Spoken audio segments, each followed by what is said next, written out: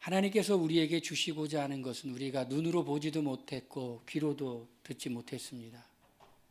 하나님은 그런 축복을 우리 사랑하는 백성들에게 주실 겁니다.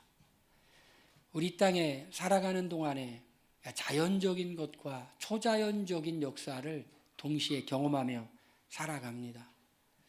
일상 속에서 평범하게 살아가지만 예상하지 못한 주님의 놀라운 특별한 은혜를 경험할 때가 있습니다. 여러분들은 그런 은혜를 경험하셨습니까? 이런 것을 우리는 신비라는 말로 표현합니다.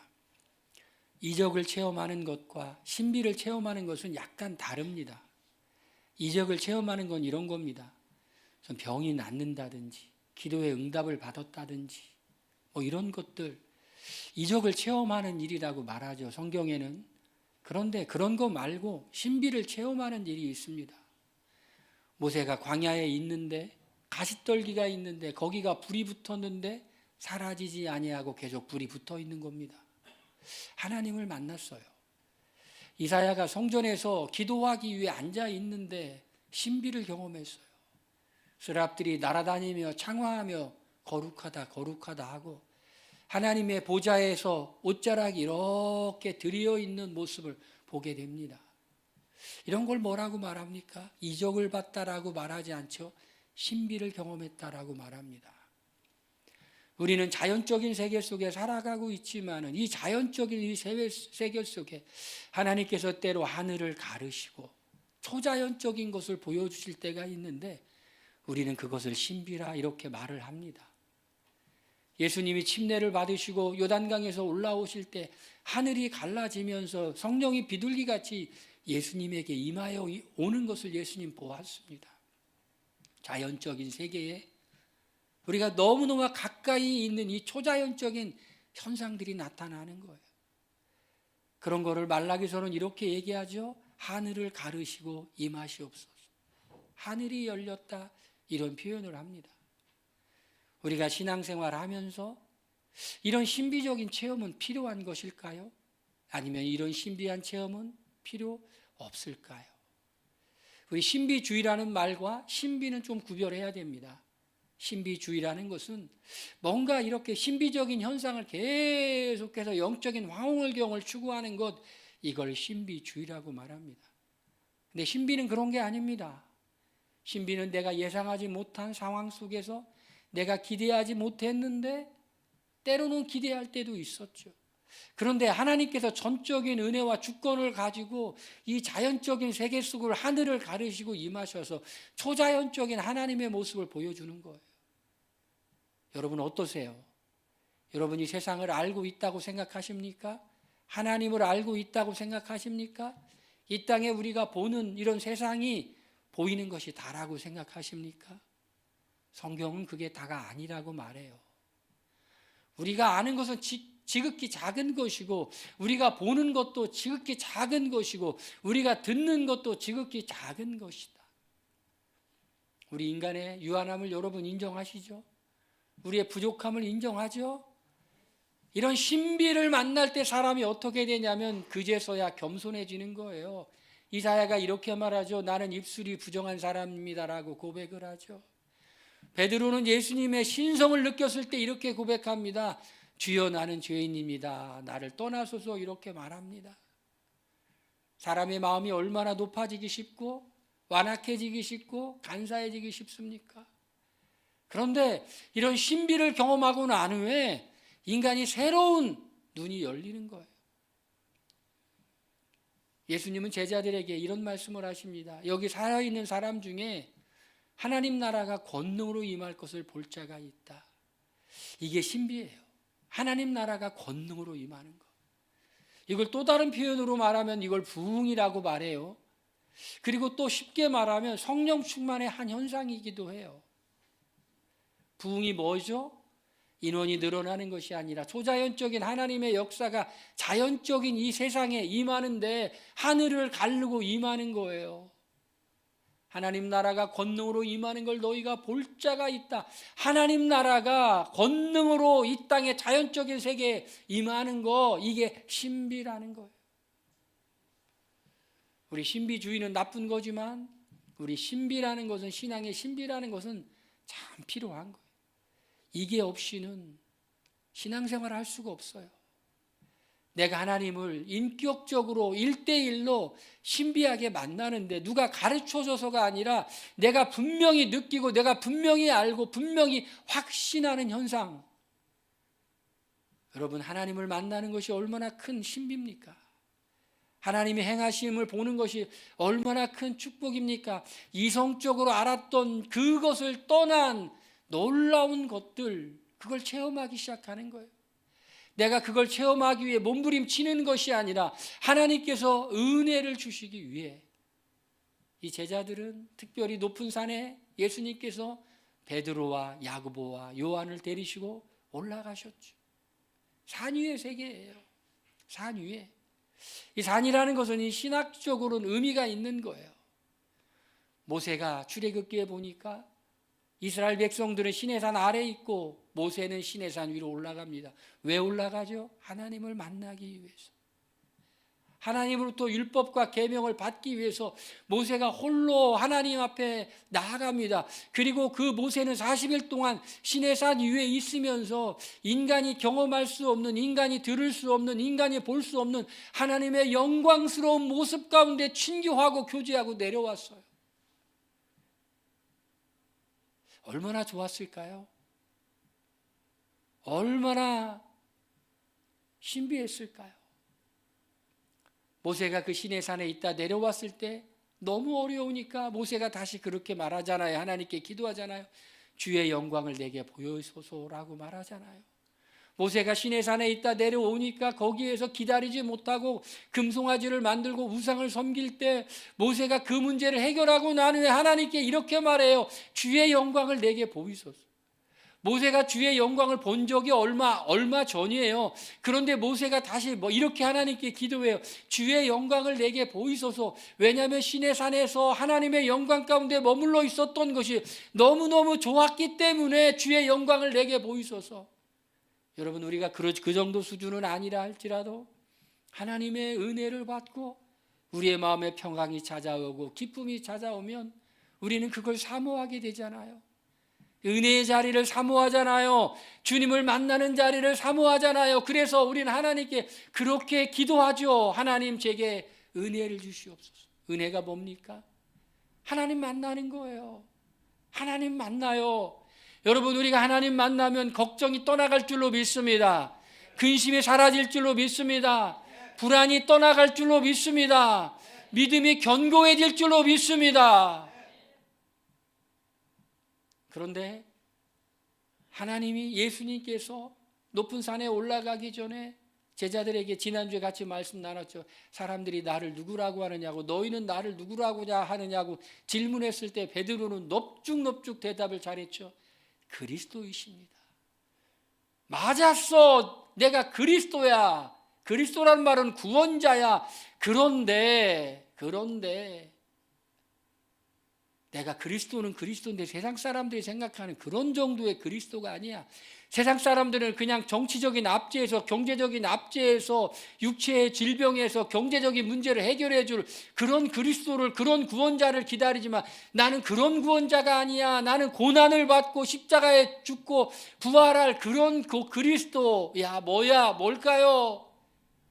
인간의 근본 문제를 해결해 주는. 인간의 근본 문제가 무엇일까요? 하나님과 관계가 단절됐고 하나님을 만나지 못해서 생기는 근본 문제. 여러분, 인간이 왜 불안해요? 키엘케고르는 그런 얘기를 했어요. 인간은 불안한 존재라고. 왜 불안해요, 여러분? 여러분 지금 혹시 불안하십니까? 여러분 불안하세요? 여러분 몸이 약해서 불안하세요? 경제적으로 어려워서 불안해요? 미래가 어떻게 될지 몰라서 여러분 혹시 불안하세요?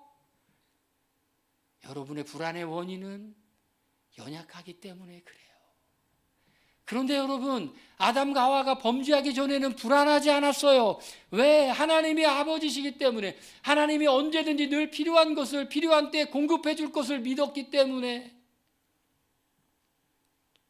우리의 불안은 우리가 뭘 채우고 뭘 쌓아놓고 그러므로 없어지는 것이 아니라 하나님과 부모와 자녀의 관계가 온전히 형성될 때 불안이 떠나는 거예요. 너는 내 아들이라. 너는 내 딸이라. 내가 너를 사랑하노라. 하나님을 그렇게 만나 하나님이 우리의 마음 가운데 확신을 준다면 우리의 마음 가운데 미래에 대한 두려움과 염려와 걱정과 근심이 내 눈에 뭐가 보여서가 아니라 믿음으로 해결될 줄로 믿습니다. 할렐루야. 내가 걷는 이 길이 혹 굽어드는 수가 있을지라도 우리 주님 붙잡고 나아가면 주님이 우리를 실망시켜주지 않을 것이라는 믿음이 있으면 불안하지 않은 거예요. 내가 힘들고 어려운 상황 속에 있어도 주님이 다 알고 계시고 이것 끝에는 주님이 우리에게 예비하신 푸른 초장과 쉴만한 물가가 있다는 그런 믿음이 있으면 불안하지 않은 거예요. 진정한 구원이 무엇일까요? 진정한 구원은 우리가 원하는 것을 얻는 게 아니라 하나님께서 우리에게 주시고자 하는 하나님과 바른 관계를 맺고 죄의 문제가 해결되고 죄의 문제가 해결되어 하나님의 풍성한 은혜를 누리며 경험하며 사는 게 진정한 구원인 줄 믿으시길 바랍니다. 주님은 이걸 주기로 오셨는데 그런데 말이 안 되잖아요. 사람들이 생각하는 그 그리스도가 고난을 받고 핍박을 받고 십자가에 달려 죽어? 이거 진짜야 사기야.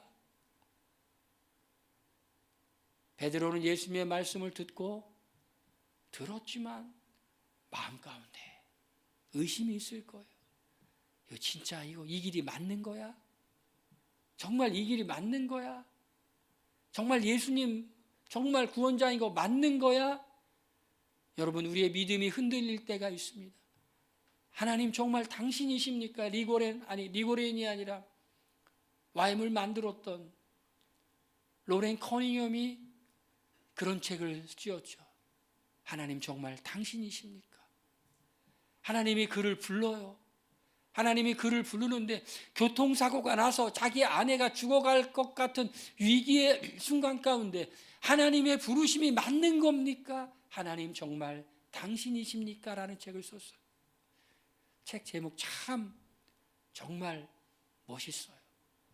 정말 살아있죠. 하나님 정말 당신이십니까? 베드로가 예수님의 말씀을 듣고 더 이상 항변하지는 않았지만 그 마음 가운데 예수님 정말 그리스도이신 거 맞아요? 그리스도 아니니까 이제 사람들로부터 십자가에 고난받고 십자가에 죽을 거를 아니까 미리 한 자락 까는 게 아니에요.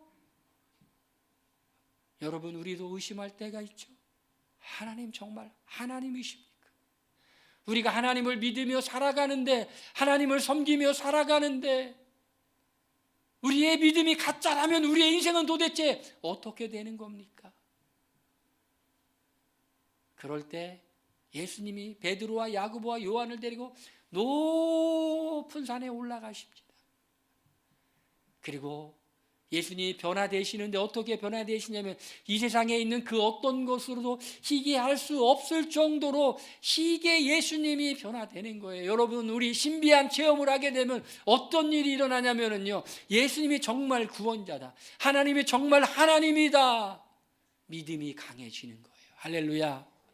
우리가 날마다 신비를 체험하려고 몸부림치지는 않지만 하나님이 우리를 불쌍히 여겨주셔서 우리에게 특별한 은혜를 주실 때, 신비한 체험을 할 때 하나님 정말 당신이십니다. 예수님 정말 당신이십니다. 할렐루야. 이렇게 고백하는 거예요. 우리는 신비주의는 아니지만 우리는 신비를 부인하지 않아요. 이 자연적인 세계 속에 초자연적인 하나님의 역사가 임하는 걸 우리는 믿고 있다는 것이죠. 그럴 때 하나님 정말 당신이십니다. 예수님 정말 당신이십니다.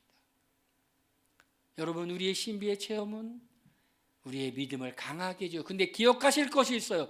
날마다 이 신비의 체험을 구하는 게 아니라 하나님이 주권적으로 우리에게 나타나셔서 우리에게 이런 체험을 주실 때라는 거예요. 두 번째로 이런 신비의 체험을 하면 어떤 일이 일어납니까? 우리가 고난을 이기기 위해 필요하다라는 것이, 고난을. 여러분 지금 어떤 고난이 있으십니까? 여러분 힘들고 어려워도 주님이 지금 나와 함께하고 계시고 내가 믿는 주님이 나를 돌보시고 계시다고 생각한다면 우리가 얼마나 마음에 확신이 오고 고난을 이길 수 있겠어요? 여러분, 주일날 교회 오는 것이 기쁨이십니까? 은혜이십니까? 저는 주일날마다 늘 기분이 좋아요. 주일날마다 참 감사해요. 야, 우리 영적인 가족들 살리는 그 부천 침례에게 모여서 우리 하나님 앞에 이렇게 영적인 음식을 먹고 또 육적인 음식을 먹고 또 몸의 건강을 위해 운동도 하고 일주일간 있었던 재미있는 은혜로운 얘기도 하고 우리에게 하나님이 이런 영적을 가정을 주셨으니 우리가 세상에서 힘들고 어려워도 이곳에 오면은 우리가 힘을 얻는 거예요. 우리가 혼자가 아니라는 걸 깨달아 아는 겁니다. 주님이 함께 계실 뿐만 아니라 우리의 영적인 가족들이 우리를 위해 기도해주고 우리를 응원해주고 우리를 든든히 지원해준다는 사실 때문에 우린 이 자리에 오는 것이 너무너무 기뻐요. 할렐루야. 우리 교회에 오는 것이 주님을 만나기 위해서도 오지만 우리의 영적인 가족들을 만나기 위해서도 오죠. 우리 이 자리에서 하나님의 은혜를 받으면은 우리 세상에 나가서 고난을 이길 힘이 있어요. 어떤 분이 그래요. 인생이 힘들고 어려웠었는데 1년에 2번 정도 기도원에 가서 기도하고 나면은 6개월씩 이기게 되더라고. 여러분, 무슨 힘든 일이 있어요? 어려운 일이 있으십니까? 여러분, 교회가 있잖아요. 할렐루야. 여러분, 주님이 있습니다. 할렐루야. 이 베드로와 야고보와 요한이 높은 산에서 변화된 예수님의 모습을 보고 예수님에 대한 확신을 가졌던 것처럼 우리가 이 자리에서 예수님에 대한 확신을 갖고 우리의 성령의 감동으로 우리의 마음이 움직여지고 그리고 우리의 마음이 변화받기 시작하면 우리가 이 세상을 살아가는 동안에 힘들고 어려운 일이 있어도 그러나 나는 혼자가 아니야. 주님이 함께 계셔. 할렐루야. 얼마나 좋아요. 저는 우리 성도님들이 굉장히 대단히 큰 복을 받았다고 생각을 해요.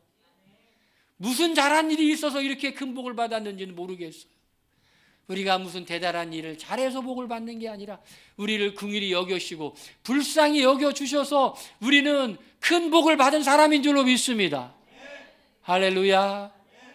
주님을 만나니 세상에서 고난을 받아도 어려운 일이 있어도 주님이 함께 계시다는 확신으로 우리는 세상의 어려움을 극복할 수 있도록. 할렐루야.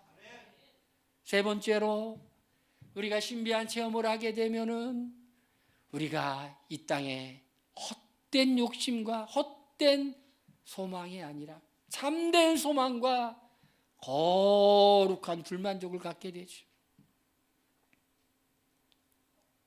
우리가 언제 욕심 부리게 되죠? 마음에 안정감이 없을 때, 마음이 허전할 때, 그럴 때 괜히 욕심을 부려요. 사도 바울은 그랬죠. 나는 사는 것과 죽는 것 사이에 끼었지만은 차라리 죽는 게 좋아. 그렇지만 내가 사는 것은 나를 위해 사는 것이 아니라 바로 너희들 때문이야. 나의 남은 고난을 채워. 여러분, 우리가 천국을 보고 왔으면 이 땅의 사소한 것에 욕심을 부릴까요? 아니면 사소한 것이 사소한 것으로 보일까요?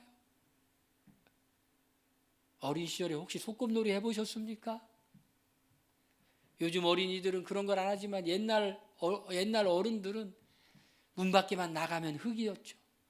막 흙 가지고 놀고 소꿉놀이하고 강변에 가면은 뭘 펴놓고 소꿉놀이하고 또 땅 따먹기라고 해서 학교 운동장에 가면 막 땅 따먹기 막 갑니다. 그러나 집에 돌아가면은 아무 의미가 없는 거예요. 학교 운동장 마당에다가 이렇게 크게 그려놓고 이렇게 돌 던지면서 땅 따먹기, 네 땅, 내 땅 싸우지만은 그 땅이 내 땅이 아니고 아무것도 아닌 거라는 거예요. 우리 신비한 주님을 경험하게 되면 미래에 대한 소망을 갖게 되죠. 하나님, 내가 이 땅에 사는 동안에 청지기로서 내가 최선을 다해 열심히 주님이 주신 은혜대로 살지만 이것이 다가 아니에요. 더 좋은 것이 있어요. 더 풍성한 것이 있어요. 하나님 나라가 권능을 임합니다. 하나님의 음성이 들립니다. 이는 내 사랑하는 아들이니 너희는 그의 말을 들으라. 하나님 나라가 권능으로 임하여 하나님 나라를 일시적으로 잠시 맛보았어요. 잠시 일시적으로 맛보면, 하나님 나라를 맛보면, 여러분, 배부른 사람은요, 아무리 맛있는 게 눈앞에 있어도 별로예요. 왜? 이미 배부르기 때문에. 주님 때문에 배부르기 때문에, 주님의 은혜 때문에 배부르기 때문에. 여러분, 우리가 이렇게 신비주의는 아니지만 이런 신비한 체험을 했을 때 예수님에 대한 분명한 믿음이 있고 고난을 이길 힘이 있고 그리고 천국에 대한 소망을 갖게 되는데, 이런 신비한 체험을 해보고 싶지 않으십니까? 우리가 날마다 이러한 신비한 체험을 하는 것은 아니라 할지라도 우리의 인생 가운데 이런 신비한 체험을 해보고 싶지 않으십니까? 제자들은 어떻게 했을까요? 예수님과 함께 높은 산에 올라갔다라는 거예요. 우리가 베드로와 야고보와 요한이 했던 체험과 같은 그런 체험은 아니라 할지라도 주님을 만나는, 하나님을 만나는 경험을 하고 싶다면 우리가 해야 될 일이 있어요. 그거는 분주한 일상을 내려놓고 주님과 1대1로 만나는 그 시간을, 주님과 1대1로 만나는 그 장소를 여러분 한번 구별해 보시길 바랍니다. 주님과 홀로 있는 거예요. 예수님은 참 바쁘셨어요. 그럼에도 불구하고 바쁘셨기 때문에 새벽 오히려 미명 한적한 곳에 가서 거기서 기도하셨어요. 예수님 무척 바쁘셨어요. 그렇기 때문에 피곤하신 그 몸을 이끌고 하나님 앞으로 강고의 높은 산에 올라가셔서 예수님은 하나님과 교제할 시간이, 때가 많이 있었다는 거예요. 바쁘기 때문에 우리가 주님께 시간을 낼 수 없는 것이 아니라 우리는 바쁘기 때문에 시간을 내야 돼요. 저는 이런 경험을 많이 해요. 내가 해서 대여섯 시간 해도 안 될 게 1시간이면 되는 경우가 있어요. 여러분도 그런 체험을 하시길 바랍니다. 때로는 뭐를 해야 되는데 막막할 때가 있어요. 이거 어떻게 시작해서 어떻게 끝을 맺어야 되지? 이 많은 자료들을 다 어떻게 정리를 해야 되는 걸까? 너무나 피곤하고 너무나 힘들 것 같다. 그런데 아침에 일어나서 하나님께 기도하고 하나님의 지혜를 구하면 대여섯 시간 하루 종일 해도 안 될 것이 어느 순간에 1시간 안에 느닷없이 되어지는 일들이 있어요. 여러분, 바쁘기 때문에 우리 주님 만날 시간이 없는 게 아니라 여러분 바쁘십니까? 그럼 여러분 그 바쁜 일 때문에 더 주님께 나와서 주님의 은혜와 지혜를 구하시기를 바랍니다. 우리 교회에서 간증했던 이상각 장로님, 치과 의사 면허 시험을 보려고 하는데 너무나 많은 방대한 분량이었는데 그가 공부하는 그 순간에 하나님께서 계속해서 시험 문제에 대해서 지혜를 주시고 감동을 주셔서 합격했다고 하잖아요. 예수님이 제자들을 데리고 높은 산에 올라가셨던 것처럼 우리도 주님과 독대할 수 있는 그 시간, 할렐루야, 하나님을 기대하시길 바랍니다. 하나님을 바라보시길 바랍니다. 그러면 하나님이 우리를 만나주실 겁니다. 신비하게 만나주실 겁니다. 그리고 그 만남을 통해 믿음이 더 강해지시길 바랍니다. 고난을 이기시길 바랍니다. 그리고 우리에게 하나님이 예비한 놀라운 소망이 있을 것을 기대하시길 바랍니다. 저는요, 참 기대가 있습니다. 어떤 기대일까요? 하나님이 제가 죽어서 정말 상상하지도 못할 영원한 좋은 천국에 갈 거를 저는 기대하지만 또 한 가지 더 기대하는 것이 있어요. 그건 하나님께서 허락하시면 우리 교회가 정말 은혜로운 수양관도 허락하실 것이라는 기대가 있습니다. 할렐루야. 저는 기도하고 있어요. 멀지 않은 곳에 2시간 이내 거리에 이렇게 수양관 줘가지고 우리 성도님들과 함께 냇가 옆에다가 수양관 짓고 고기도 잡고 첨벙첨벙 놀기도, 할렐루야. 죽어서 천국이 아니라 이 땅에서 천국을 누리다가 이미 누리고 있지만 더 누리다가 갈 것을 여러분 기대하시길 바랍니다. 될 것 같아요? 안 될 것 같아요? 될 것 같다는 데 되게 현찮습니다. 크게 안 한 사람은 제가 안 데려가요. 여러분, 우리는 그런 걸 기대하는 거예요. 할렐루야. 우리 주님 만나 우리 신비한 체험으로 승리하시길 바랍니다. 우리 이 시간에 함께 기도합니다. 하나님, 우리 주님을 특별히 만나는 은혜를 우리의 삶 가운데 주시옵소서. 다 같이 통성으로 기도합니다.